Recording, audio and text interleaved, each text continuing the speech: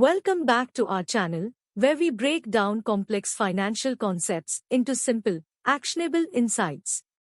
Let's explore the Sharpe ratio, a crucial metric used to measure risk-adjusted returns in the world of mutual funds.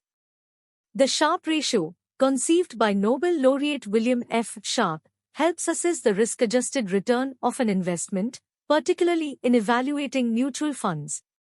It considers both the investment's return and the level of risk taken to achieve that return.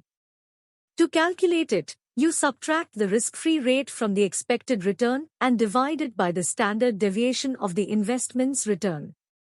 A higher Sharpe ratio signifies a better risk-adjusted return, indicating that the investment generates more return per unit of risk taken.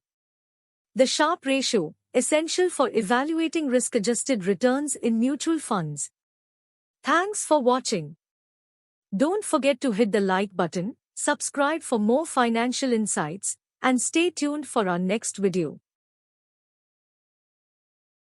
Investments are subject to market risk. Read all scheme-related documents carefully. This video is only for educational purposes. Please consult your financial advisor before making any decision.